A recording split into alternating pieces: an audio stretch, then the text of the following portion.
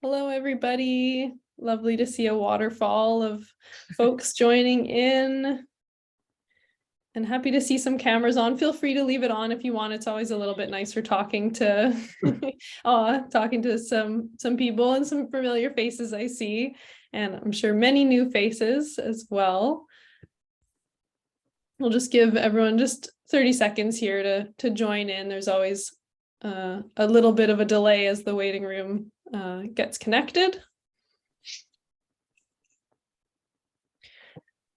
All right, and knowing we got lots to get through today, I'm going to get started here, and folks will join and be able to pick up as we go. And it is being recorded, just so you know, if your video is on, just knowing that you may be part of the recording. So welcome everybody officially. Good afternoon or evening from wherever you're calling in from. So my name's Stephanie. I'm part of the team here at Take Me Outside, the program coordinator. We're a nonprofit organization, and we also have Alyssa joining us here today from Take Me Outside. She's our tech support if you need anything. We'll do our best to solve it. So if you've been to one of our workshops or campfires before, it's great to see you again. And if it's your first time with us, welcome. If you're unfamiliar, Take Me Outside, our mission is to encourage students and teachers to spend more time outside and to have that time as a regular part of everyday learning.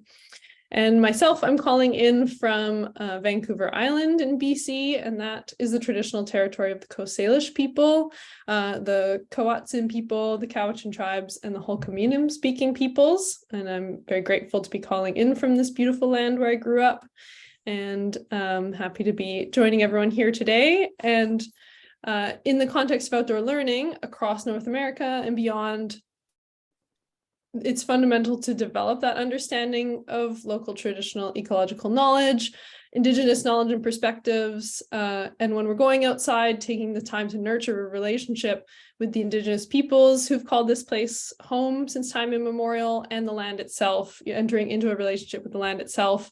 And I would love to hear where people are calling in from today, the Indigenous territories you're joining from. If you are unsure of the territories where you are calling in from, Alyssa's going to put a link in the chat. It actually covers the whole world, so you can learn more there and start your relationship in that way. And the link is in the chat there now. Awesome. So thanks to everybody's feedback who participated last year. We knew we needed to prepare educators a little bit better this year for Take Me Outside Week 2022. So we've provided these learning opportunities, these Pro-D events free beforehand to get everyone ready and hopefully lessen some of the barriers to outdoor learning. And so this learning hands-on through the environment and nature is an experience we all need, but we don't always get. So, where do we start? How do we, work with nature as the best teacher, really? So our focus tonight is kind of getting started, but we got lots of time, for questions. So write the questions in the chat as we go, and we'll do our best to answer them because we're here to help. And our team at TMO collaborated with the Council of Outdoor Educators of Ontario, their team, to produce a resource that we're going to share with you today. So it's sort of a PDF take-home resource of getting started with outdoor learning. And Alyssa's going to share that in the chat. There's also an older version in French that's available online, so Alyssa will share that too if that is useful for you. So keep an eye out in the chat for those, but we'll also put it up on our website. So tonight we will be discussing helpful resources, activities to get started in outdoor learning, and the importance of recognizing something that we all will recognize outdoors in our journeys, whether it's learning or recreation or anything like that, invasive species. So I really like this topic. I think it's really interesting. I'm excited to hear what our presenters are going to say today. And to help us through this, we have two special guests here. We have Pamela Gibson from Learning for a Sustainable Future, and we have Stephanie Weinstein from the Invasive Species Council of BC. I'm going to introduce them both, and then they'll both get a chance to speak. So the Learning for a Sustainable Future is a national charity founded in 1991 to promote, through education and knowledge, skills, and values, perspectives, and practices essential to a sustainable future. To achieve that mission, Learning for a Sustainable Future fosters the skills, little double up there. LSF works with businesses, governments, school boards, universities, communities, educators, and youth across Canada. And they're amazing. If you haven't checked out their website, Alyssa's putting it in the chat, and just the amount of resources and ideas on there is just incredible, and lots of bilingual options there too. And so Pamela, in particular, we're so lucky to have her here. She's a career-long classroom teacher with K-10 experience and has been taking students outdoors for decades. And she uses a hands-on experiential approach, place-based outdoor learning and inquiry. And as learning innovator and lead facilitator for LSF, she helps educators develop meaningful, memorable, real-world teaching and learning experiences for students that build on students' strengths and interests. And I know she's awesome at making those curriculum connections and really creating wonderful connections outside. So thanks for being with us, Pam. And I will quickly introduce the Invasive Species Council of BC and then hand it off to both of them. So the ISCBC is a registered charity and nonprofit society taking action to protect the province's landscapes and communities through education and responsible practices that prevent the spread of invasive species. So the ISCBC works with a broad range of partners, including Indigenous groups, communities, governments, industry, youth, and educators to spearhead behavioral change and help protect BC from the social, environmental, and economic impacts of invasives. But as we know, this issue goes far beyond the borders of BC. So I think wherever you're calling in from, this will be fantastic to have Steph here. And so Stephanie Weinstein is an avid naturalist and environmental educator who has worked around the world on education and conservation projects, whether facilitating professional development workshops with teachers, exploring the great outdoors with children, developing educational resources. Stephanie is passionate about connecting people to nature and inspiring them to learn about, care for, and take action to protect biodiversity. As the senior lead of education for the Invasive Species Council of BC, Stephanie is excited to develop the Invasive Wise education program to engage educators and youth in learning about and preventing the spread of invasive species. So thank you for being here with us, Stephanie. And we're lucky enough to hear from both of them tonight. But first, we're going to start with Pamela, and she's going to get us started and guiding us through LSF's approach to taking learning outside. So I will hand it off to Pamela now. Thank you. Okay, thank you very much.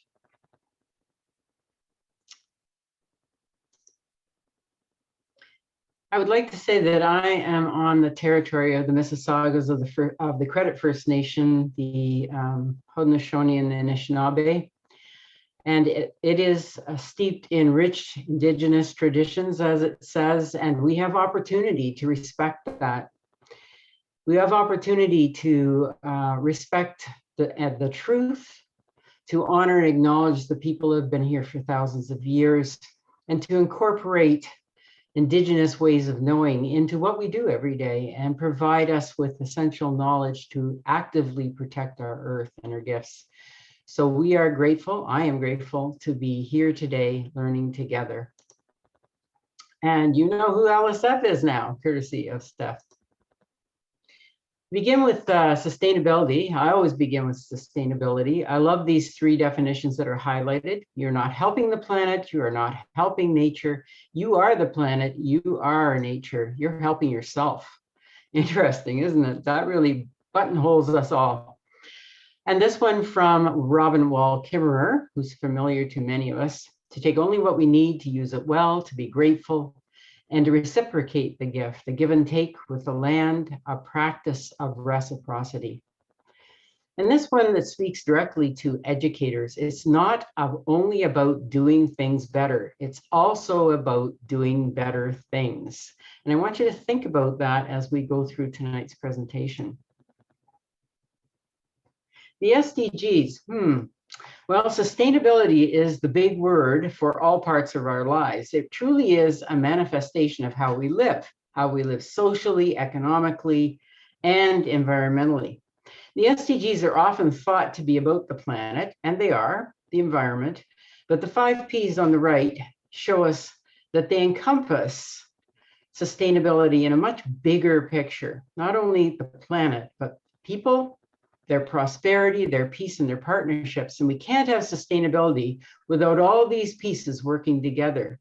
So when we see the SDGs in this light as educators, we begin to see that all curriculum could be trickled through them, and they are connected in some way to the SDGs. And looking at them again, we can see the ironclad connection between sustainability and nature and the community around us. The out of doors. LSF's response to the need for sustainability in our schools has been to develop the Sustainable Future School Initiative.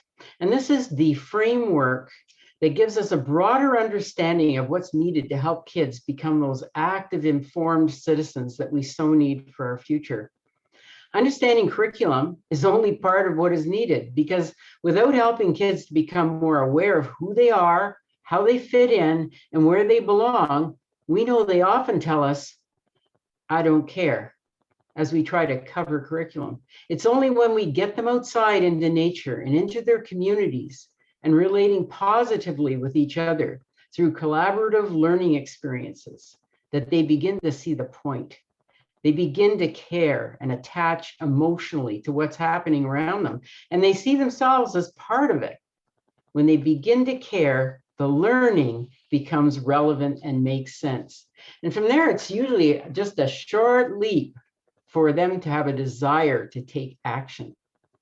But without the awareness piece and the caring piece, we often find ourselves struggling to engage kids.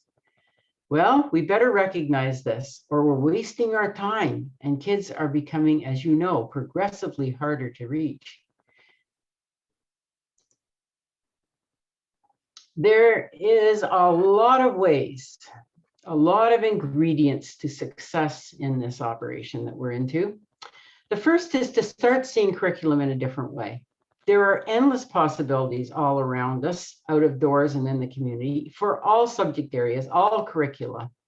But putting on those curriculum glasses is what's needed here. Going out for walks ourselves around where our school is, around where our home is, and figuring out all those connections and seeing them, that is key. We need to help kids to develop a sense of place. We help them to develop indoors. Well, we need to help them to develop that sense of place outdoors, regularly, all year round, every day. Yes, safety is important. Safety is important inside. We would never think of taking kids into a gym and just say, "Go to, kids." So teaching and talking about safety is important. However, doing it with the kids and having them sit in a circle and discuss what might be out there and what we might be needing to be conscious of. These are the habits and routines that we build on, and we create them as we go with kids. Weather. I love to talk about the weather. All Canadians love to talk about the weather. Developing that awareness by being out in the weather of cycles and ranges within them. We know that the climate is changing, and we need to talk about the weather a little more, perhaps. And while they're out there, they need to be clothed properly. And that's a challenge. Lots of kids love flip-flops, in November. So we need to get kids out there and learning and talking about, hey, did you dress properly today for yourself to be comfortable? Or do you wish you'd chosen something different? Why? And it's in situ that clothing becomes important and the weather becomes important. There's also something I love to deem the slow release. Let's start very slowly with kids, like we do with everything else. We start with 5 minutes outside if they haven't been outside before, but do it every day and have a reason. Ask them questions about what they see and what they feel like. Attaching to emotion is very big.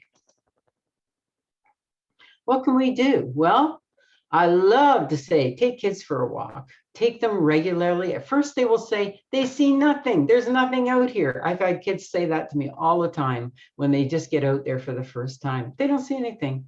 But as you ask them questions and as they begin to see things, it's shocking how their awareness will grow. And my favorite question is, what's going on out here today? And that encompasses anything they want to talk about. Pose questions, resist giving answers. Let them hypothesize and think about things. You can facilitate student discussion instead of leading it. Ask questions about what the kids notice. Ask things like, I wonder why that's true, or I wonder why that squirrel's here. Synthesize information into new and existing things that they already know about to create a bigger and bigger picture. Link everything to your curriculum with those curriculum glasses. Use the opportunities you begin to see. And I'm sure most of you, I'm preaching to the choir here, but what's out there? Today we had great shadows going on in Ontario because it was cloudy, sunny, cloudy, sunny. There were all kinds of things. If they're interesting to us, they will become interesting to our kids. And help them to notice the community issues around them. And what do you think we could do to help? That's the action piece of that model that I'm about to show you that LSF has developed that is so important. And as I said, connect to their feelings. How does the wind make you feel? What do you like best about this day? Spirit spots, anybody? Post-secondary is starting to see the value in awareness, in teaching and helping kids to feel like they belong and care. And that underpins the understanding and the knowledge we try to give our students. Our mental, physical, and emotional spiritual health helps us to be more grounded. We know this, more focused. We know that too. And grounded, healthier people are more likely to succeed in their professional lives as well as their personal lives. And from early child education, like our fellow on the right side of the screen, it's important that they learn mindfulness. That cannot be overstated. And what better place to practice it than outdoors? There are lots of reasons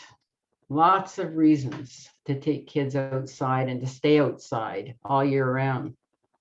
Well, curriculum comes alive. I like the M words, meaningful, memorable. Think back to your education. How much of it was meaningful and memorable? It's a wonderful question to ask adults.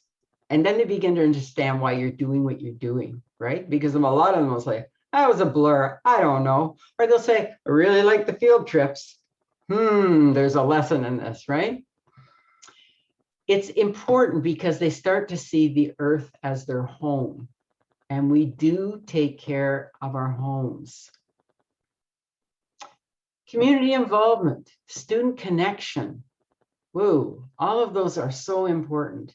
I hope your kids are functioning like a team, right? Learning to be responsible for each other and help each other out.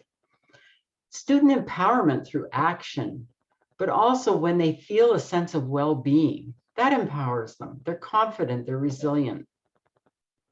Their connection to nature, extremely important, as we know. I'm preaching to the choir here on that one.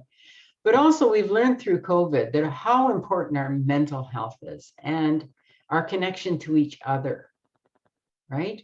Our belonging, our awareness of self. And all of those character traits that we can talk about and teach in a lesson don't mean anything. Get them outside, they learn them really fast. Well, what are those reasons to keep kids outside all year round? Well, we talked about that sense of place and those cycles. You can't get the same feel in February by talking about the world in June, not for Northern people. There's different learning opportunities in different seasons. And we want kids to have an appreciation for all the seasons. A lot of kids are what I like to call house cats, right? They want to hang out inside when it gets cooler. They're not comfortable. They haven't developed that appreciation. We want them to understand what clothes to wear, when a river is safe to cross, you know, what's going on with the birds, critical thinking skills, responsibility for themselves. Those things are so much better taught outside. That teamwork that I've been talking about. we've often thought, you know, when we teach like bums are in the chair and everybody's an island, how do they ever get a sense that they need each other? But when you're outside and you're doing some things, they do need each other, and they find out pretty quickly. Abstract concepts are easily taught, and they come alive in different seasons. You will get a copy of this presentation, I've heard. So take a look at turkey or peacock, because it's hysterical when little kids are trying to figure out what happened. There's a pile of feathers here. Oh, and they have no idea. It's really quite interesting how the teacher leads them through that. And we want those kids to feel comfortable all year round. I say no 50-day per year kids where they're only happy in July and August. Well, that's 60 days, isn't it? I don't know. Anyway, and I will say our mental health demands it every day outside. We're northern people, and that's how we create sustainable kids and adults, and how we start to create our sustainable world. Well, there's lots of projects you can get involved in. Curriculum connected opportunities. Think of what you are responsible for in your mandate. And all around you, whether it's structures and buildings, or creating snow people, or light and shadows, as I said, or all of those things in the natural world, but all of those things in the built world around us as well. There's a wealth of information. I know one educator that taught her entire math program using the buildings in her community. So that's a very interesting thought. And I spent 14 years at the beginning of my career in an urban setting. It can be done. There's still green spaces, and you can do a lot with that urban setting. Well, what other things can you do? You can, I got to talk about tamaracks. Are you a lover of tamaracks? I love to call them the great in between, or 50 shades of gray, because they're so different from everything else. And they can teach you real life skills about things aren't black and white. You know, there's exceptions to the rule. I love that one. But all those ecological concepts and weather patterns, but even ancient and current rituals like fire, so wind, you know, you think of all of those times where the connections to our culture are really important with the light and the dark parts of the year. Math. Oh, I just told you that we have friends that are using the out of doors for their entire math program, both in secondary and in elementary as well. Done lots of webinars on math, math on the asphalt inside the chain link fence. What can you do? Math on your grassed or snowy play yard, math in your local and built and cultural communities, and math as well in your local green spaces and parks. So just begin to think about all of those things that are around you. I'm just going to pull this up for a second so I can see what I'm doing better. Connecting to curriculum through action projects. Whoa, we've got to stop thinking about linear lessons and units, right? I cannot say how important it is to embrace a larger project. Think of all the subjects that you are responsible for and pack them all into a project. So much more meaningful and memorable, the M words, right? Partner with somebody else, somebody else from another school maybe, or somebody in your department or whatever. Think about your community and what issues are going on. Your kids know about them. They've seen the signs. They hear their parents talk. You might as well get them involved in those and weighing in and deciding what it's all about. Decide on assessments together. You know, what could we learn from this and how will we know we've been successful? Very important. And once again, the slow release. Start with something simple and move to something more difficult. There's lots of projects here. I'm going to just throw them up. The important part about this, if you want to take a look at the Fashion Takes Action one, once again, I'm more involved right now in my career with kindergarten, so you're going to see a lot about them. But you know that if the kindies can do it, you can do it with grade 10s, right? It's very simple to draw that conclusion. But what's important about this is they're connecting them all to the SDGs. These little kids are seeing that what they wear and how they treat their clothes in the Fashion Takes Action project is all about responsible consumption and production. It's very important. It has to do with clean water and sanitation. It has all kinds of implications that they begin to understand at a very young age. And here's some initiatives from the first Sustainable Future School in Bellefontaine. Just to throw those up for your interest, you can have a look at them later, because I'm feeling like a motor mouth and I got to get going here. Community partners and teamwork. The community partners are out there. They are parents, they are departments and ministries, they are all kinds of things, local businesses, you name it. And when they partner with you, your kids understand how the real world works, and they see that their learning is important and why it matters. Okay, so there's some more about safety, about creating boundaries when you're outside, a meeting place, taking a look at those risks and dangers, as I said, in a circle, talking about forecasting together. How can we decide what's important out there?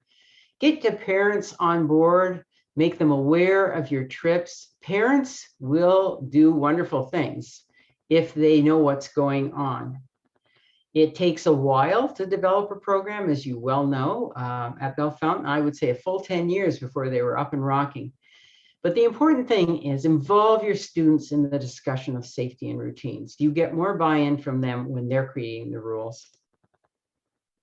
There's some more on weather. Don't avoid wind chill. That's a good teaching. Be aware of the sun, how it warms you when you're cold and how cold you can feel when it's not there and it's still summer. But again, involve your students. Decide together on the length of the time outside. How long is this going to take us, do you think? Estimate and find out if you were right. Include them in everything that's going on. Scheduling. Tack onto the things that they're naturally doing. For instance, when they're out for recess, they're already dressed. Keep them outside. Go outside before their lunch breaks or their nutrition breaks. They're going to stay outside afterwards. So be sensible about it. Be sensitive to the weather. Make sure that there are no mittless activities on cold days. There's nothing worse than a crabby child who's actually got a point. Knowledge building circles, if you're not familiar with them, sitting kids in a circle once again with a question like what surprised you the most out there, or if you were to teach this to the young kids, what would you do? Or what was the best part of your day? Use the classroom as the office and get outside for the field work. That balance of in and out works best for kids. And you know what? It works best for us too. And we are really keen to go to school when we're not spending a whole day inside. Here's how a conversation might go. You teach your kids these conversations and you spend time on them. For instance, a child might come up and say, I'm cold and wet. And you say, well, what do you do when you feel like that? And they already know because you rehearsed that answer. And they'll say, well, I go and I get in my backpack and I get the spare mitts. And they know what to say. And you say, that's great. Go do it. And I'll check back with you later to see how you're feeling. There's some clues about boots, most important. That takes a while. Always have spare pairs on hand. As I said, it takes a while for parents to build up to this. If you invite parents on a field trip, they'll come the first time very unprepared like the kids. They might turn up in flip-flops. The second time, they will not, and they'll know what to do with their kids too. Talk to them about base layers. Talk to them about birds and feathers. It's important that we educate our parents.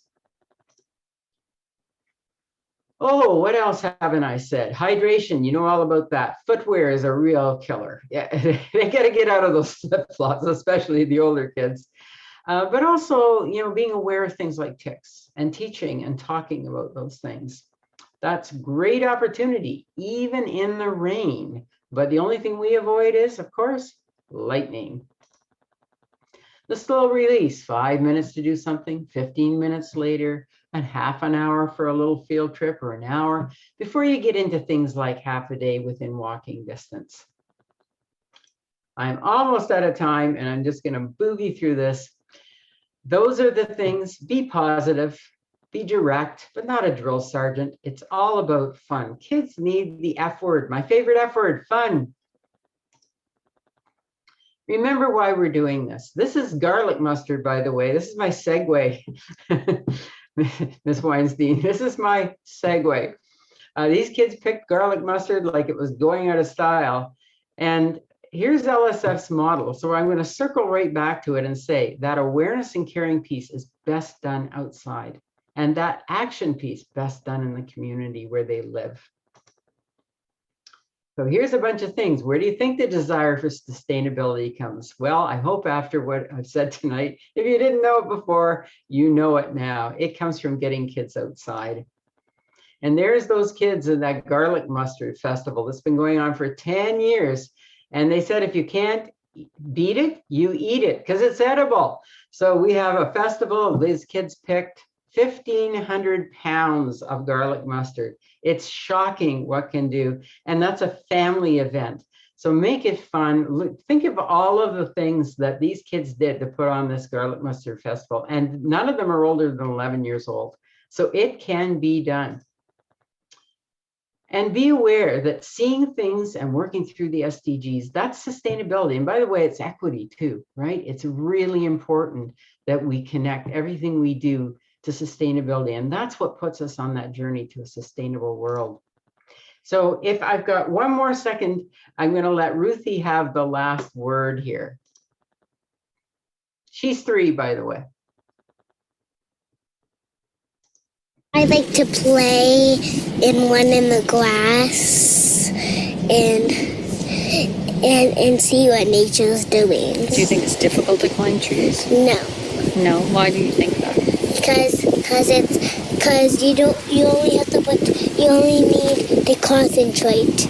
What do you think's more fun? Would it be learning about bugs in a book or learning about bugs outside when you see them? Outside when you see them. How come? Because it's more fun to see them in real life than see them fake.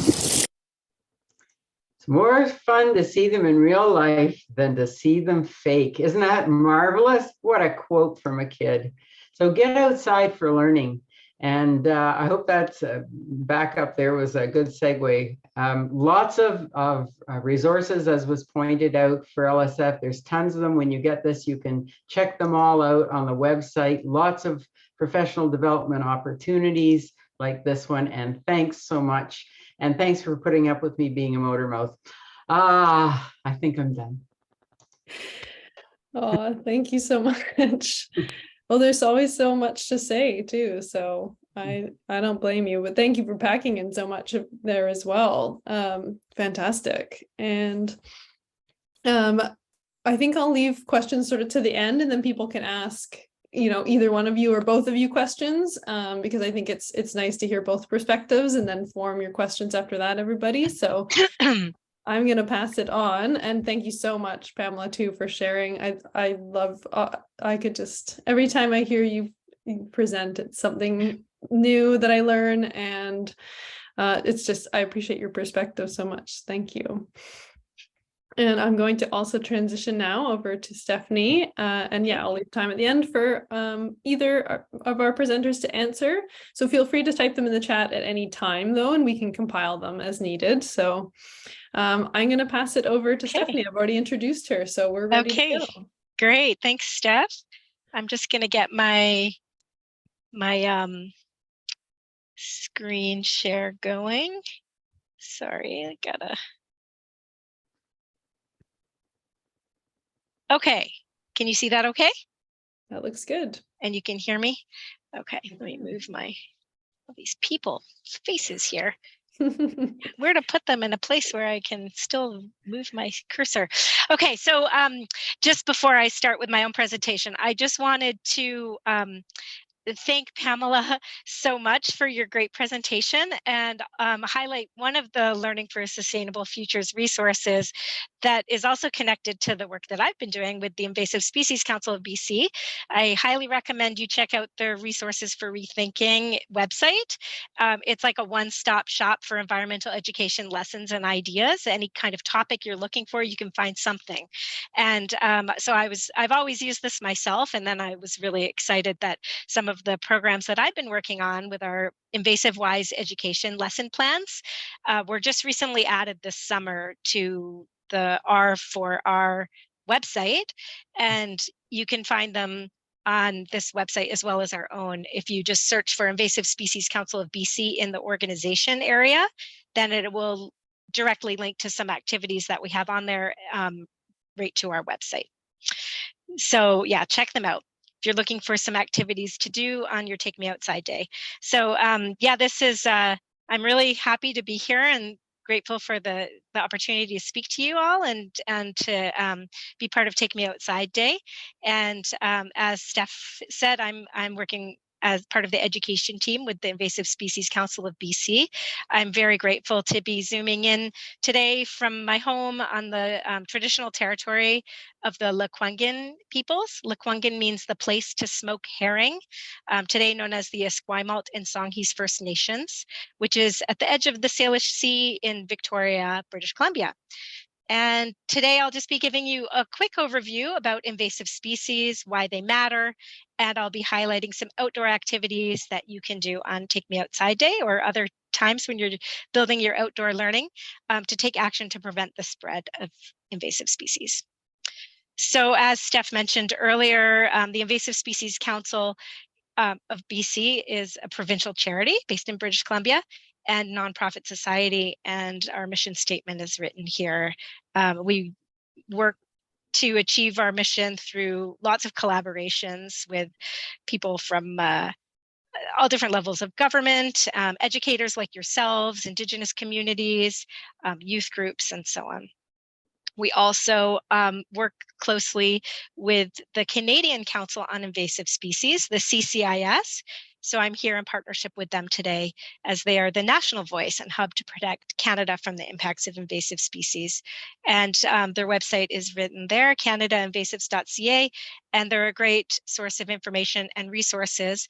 And they work closely with different chapters across across Canada. And so you can link to invasive species councils in your own region. So it's really important to have a quick review if you're not familiar with invasive species, and even if you are, because terms are changing so often these days. But by definition, an invasive species is something that is not from that area. It's not native to that area, and they cause harm to the environment, economy, or society. And their impacts are significant. So they are the second greatest threat to biodiversity after habitat loss. Invasive species can spread and take over, outcompeting native species, or eating them, or spreading diseases to them. And they may alter ecosystems, such as by filling in wetlands or spreading fire. They have enormous costs to forestry, fisheries, and agriculture, and other economic costs. It's estimated by the Canadian Food Inspection Agency to be $30 billion each year just in Canada. So in order to understand invasive species, we also need to know what's native. And a native species is an organism that has lived and evolved in over thousands of years, a very long time in a place, and it's part of the natural ecosystem. It's part of the food web and has predators and pathogens that keep its population in check. And kinnick or bearberry is a good example found across Canada. And it's also, I wanted to point out that not all non-native or introduced species are invasive. So many of our food plants are very beneficial and they do not take over our wild spaces like tomatoes or wheat. And ornamental plants, some are invasive, but some would only survive in a well-tended garden. And also that goes with animals as well. Some animals, if released, would not survive our Canadian climate and they would not spread and take over. But invasive species do have some characteristics in common. And according to the Canadian Council on Invasive Species, the 5 pictured here are among the top 5 most unwanted in Canada. So all invasive species like these have certain traits or superpowers, if you will, that allow them to spread and take over. So one is that they produce many seeds and offspring. So for example, these zebra and quagga mussels, I'm sure some of you are really familiar with them. They can produce 1 million eggs per year. Spotted knapweed can produce 140,000 seeds per square meter. Secondly, they spread easily. So seeds may be wind dispersed, like Phragmites and knapweed. Other plants have seeds that float and spread in the water, and many have hooks or barbs to hitch a ride on us and our gear. Third characteristic is that they can quickly establish and thrive, spreading and displacing native species. So knotweeds in the top row there, they can spread by seed, root, and stem fragments, making them very difficult to control. They can also grow through asphalt and foundations. So in the UK, it's such a problem that you can't get a mortgage or homeowner's insurance if you have knotweed on your property. Phragmites has been called Canada's worst invasive plant by some groups, and it forms dense monocultures and stands in wetlands and along roadsides, with their roots reaching over 30 meters long, with shoots growing up along the root. And zebra mussels can grow at densities of 700,000 mussels per square meter. So one reason for invasive species' ability to take over in where they've been introduced is because they lack the predators, parasites, and pathogens that could keep them in check. So like this emerald ash borer, which is a beetle that is rapidly spreading across North America, and it focuses on ash trees, killing up to 99% of them where they're found. In its native range in Asia, the emerald ash borer is kept in check by parasitoids and fungal and diseases. And it's currently established in Manitoba, Ontario, Quebec, Nova Scotia, and New Brunswick. So I strongly encourage you to learn about more invasive species in your region, because they will differ depending on where you are located. So where do they come from and how do they get around and spread?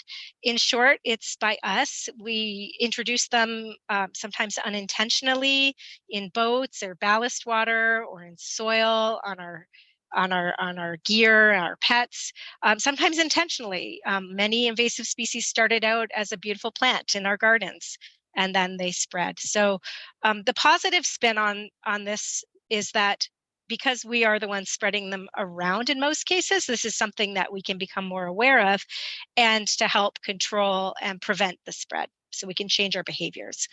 And this is a screenshot from our website, bcinvasives.ca. One way that we can really be part of the solution is by changing our behavior. And if you go to this take action, the part that's highlighted, and then play your part, you'll see these campaigns that provide us with best practices. So these are really useful for all of us to become familiar with and incorporate into our lives, just like recycling some years ago. Nobody did that, and now it's part of everybody's daily life. So yeah, really encourage you and your learners to get to know some of these campaigns.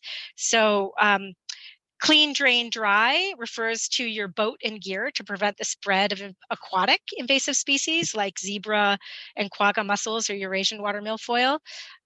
Don't let it loose is all about how to be a responsible pet owner, like goldfish, red-eared slider turtles.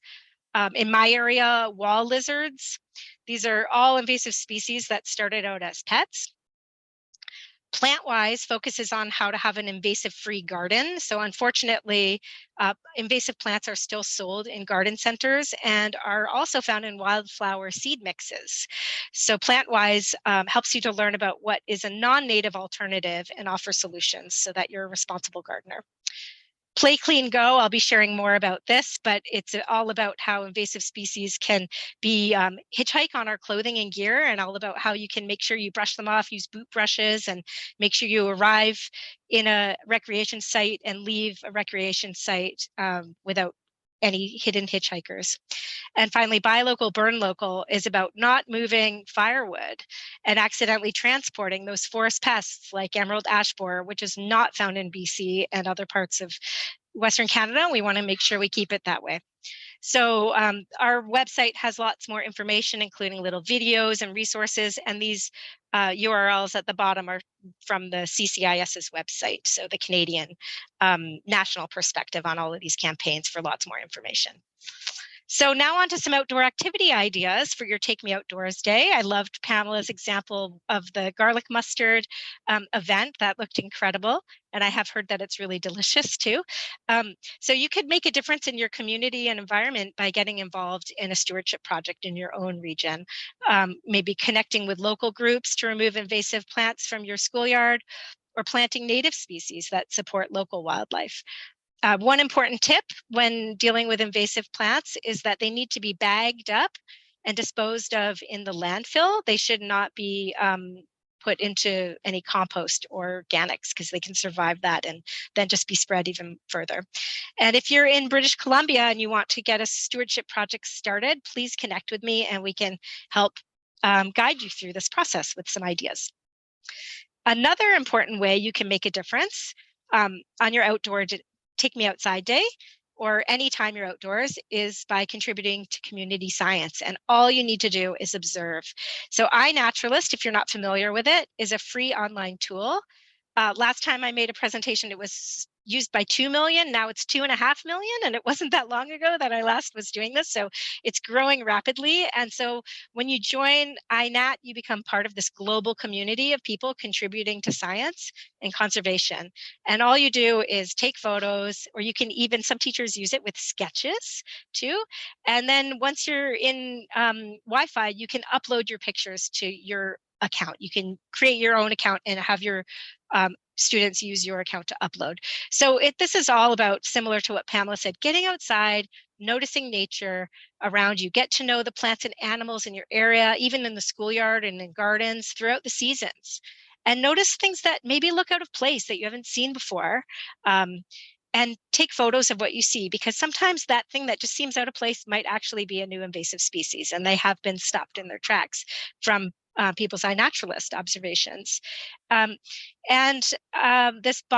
This picture, the I Spy and Identify Invasives, you can, once you have an iNaturalist account, join this project, look for projects and join the I Spy and Identify Invasives, because everything that you observe, all your observations will automatically be added to this, and then you'll be part of the community observing nature across Canada, and your observations can help track and protect Canada's biodiversity from unwanted impacts, including invasive species.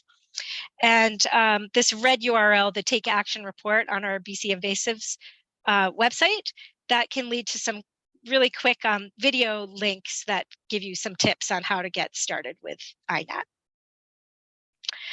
So we have an education program called Invasive Wise Education that includes complete lesson plans and supporting resources to learn about and take action on invasive species. So I'm going to be highlighting a few examples of some outdoor activities, maybe for your Take Me Outside Day, and I'll show you where you can find them on our website. And for anybody here from BC, they're also linked to the BC curriculum, but they're relevant for people regardless of where you are. So this ties in also really well with some of the things that Pamela was talking about. So it's early in the school year still, it's early fall.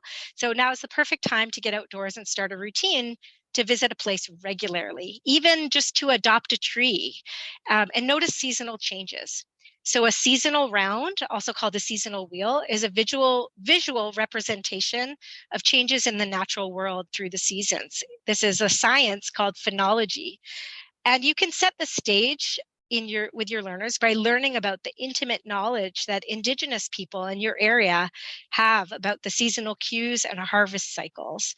In our seasonal rounds lesson plan, we provide some examples that you can use. Then the fun part is, oops, went too fast there, is to get outdoors and make your own observations and create your own seasonal round. So we provide this template that you can use, or you could make a class round as a mural. The creativity possibilities are endless. You could use drawings, photographs. You could even incorporate natural objects like seeds and leaves and flowers. And make sure to also consider some common invasive species in your area. like when they're blooming and setting seeds, so that you can see how they might impact other species cycles and inform the best time for management. For example, you don't want to remove invasive plants when they're setting seeds, because then you'll spread them even more.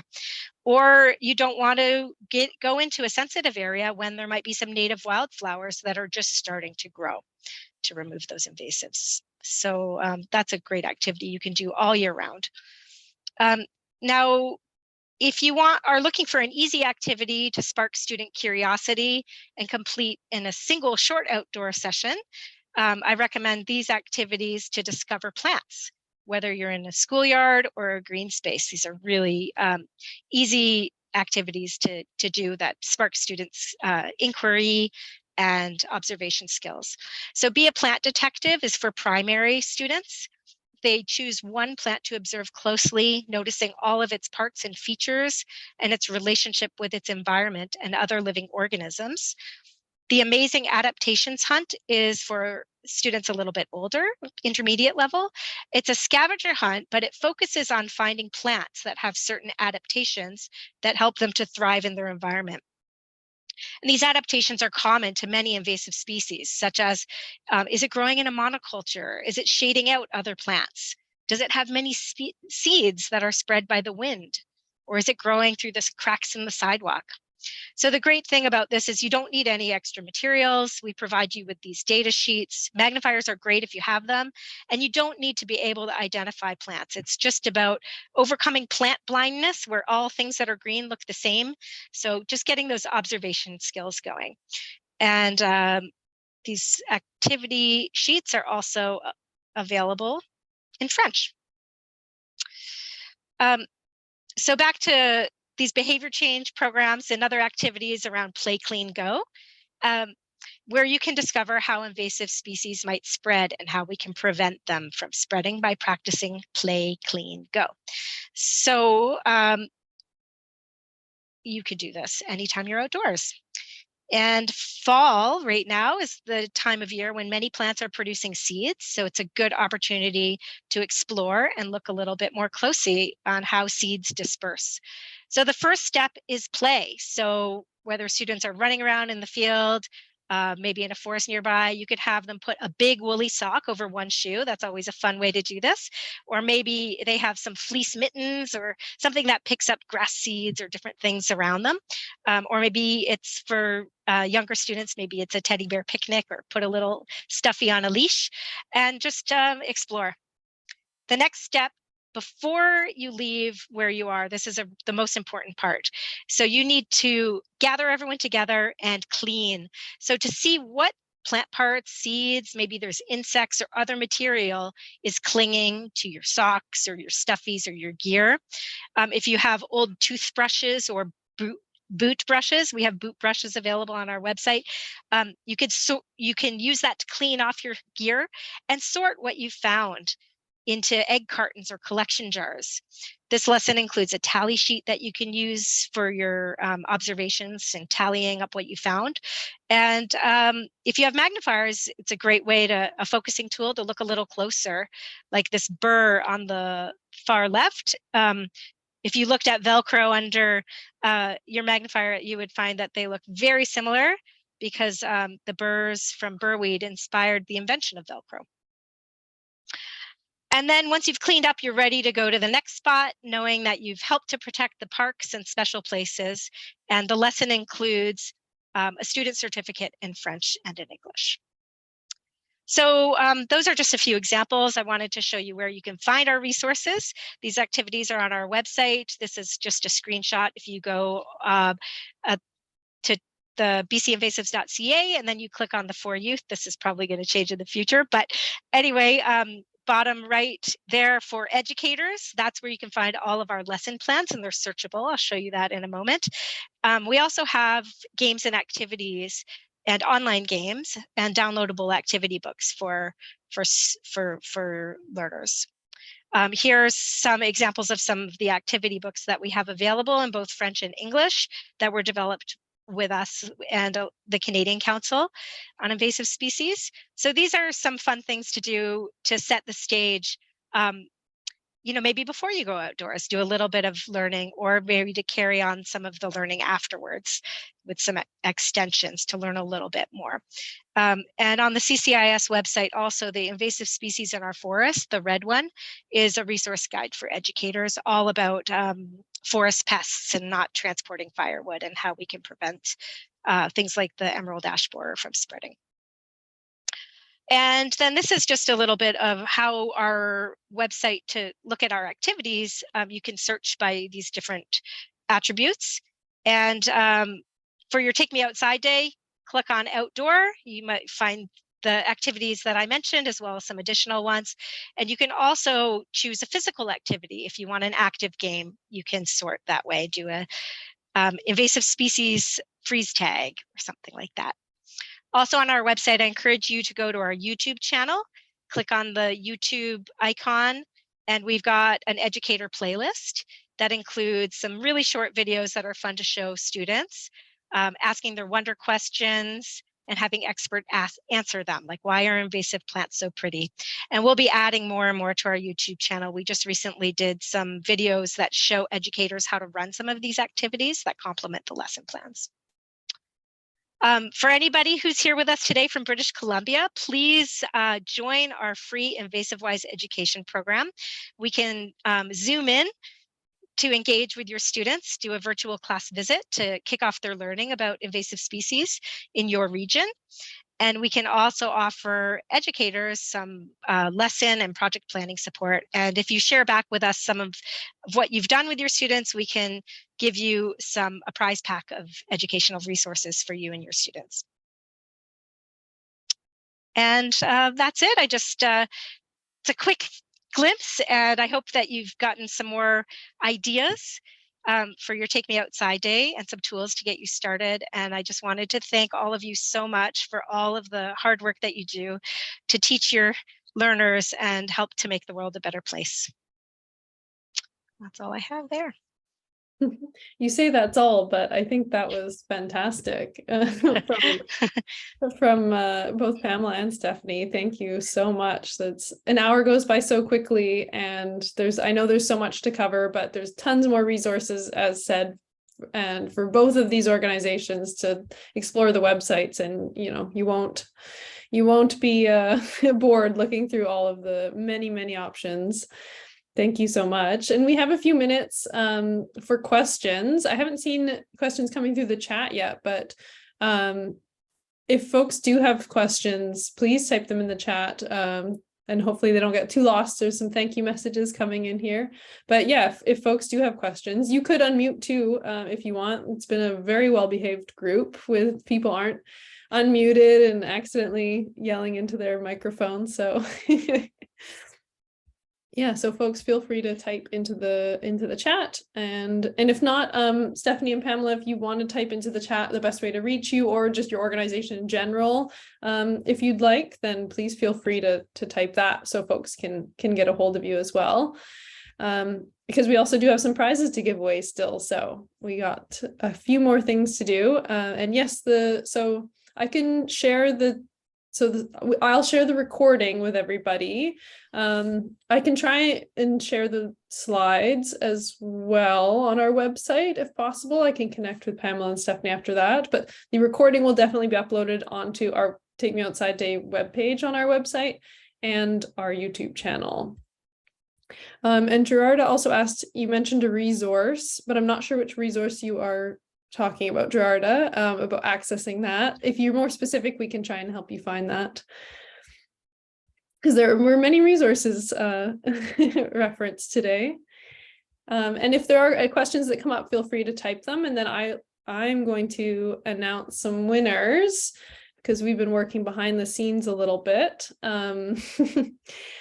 So Alyssa chose a randomly selected person from the participants in here to win. We have a few prizes. This one is for a $25 gift card to the Outdoor Learning Store, who are one of our supporting partners. So many thanks to them. Alyssa will put a link to the Outdoor Learning Store in the chat. And so they've offered a bunch of prizes throughout the week, and the winner of that prize is Mahnaz Merkhand Shagini. Shagini, yeah. So congrats to you, and I'll put my email in the chat as well. Oh, there you. Yeah, you're welcome. Yeah, you're welcome. So I put my email in the chat. Anyone feel free to reach out there, but also Manaz, please reach out to claim your prize. And we also have 3 Educators Invasive Species kits to give away from the Invasive Species Council of BC. Amazing. So I will do a quick typing challenge here. So get your typing fingers ready, and I'll just choose the first 3, say, different answers that I see in the chat. So with typing fingers ready, and I will monitor the chat. In your area, can you type an invasive species that you have found in your area? It might be one you heard about, but I do want to know where you've seen, well, if you've seen it. There's no way for me to verify this, so. So I see the first one that came through here, Amanda with zebra mussels, definitely. And luckily we have Stephanie here in case there's any question about Eurasian water milfoil. That's definitely one too, right? I think I might have seen that this weekend.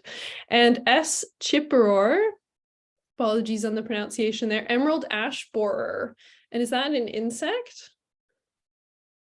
That was the one, that beautiful green wood boring beetle. Yeah. That's making my son plays baseball, and ash bats they say they're going to be hard to come by, possibly.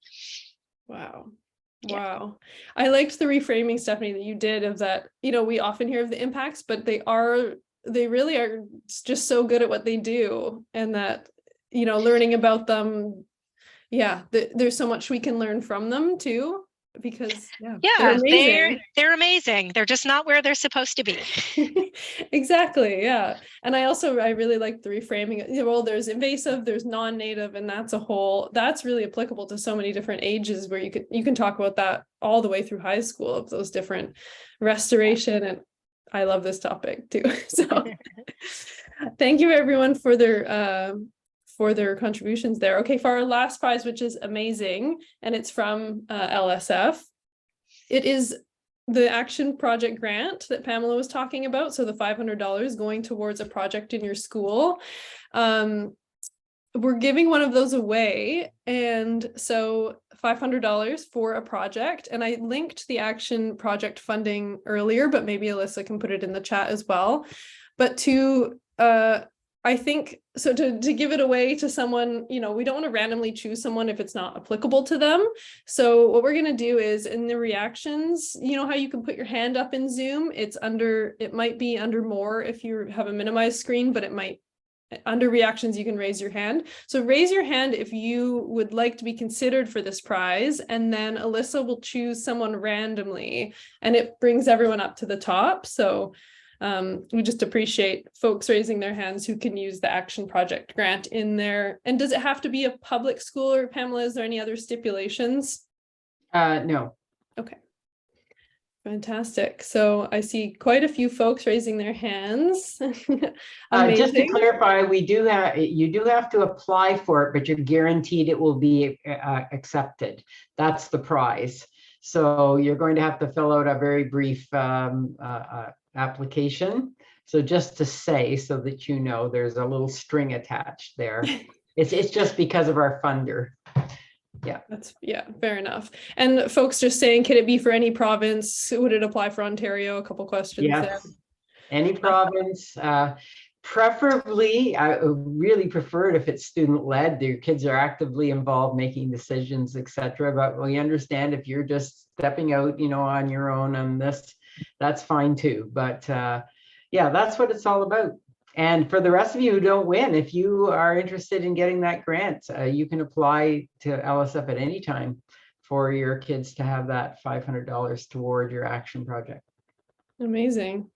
And Mrs. Burnett, I see you didn't know how to put your hand up. It's in reactions there. Although, Alyssa, have you chosen a winner? Is it too late? I'll let you unmute there because you have the inner workings going on there. Tanya's iPhone.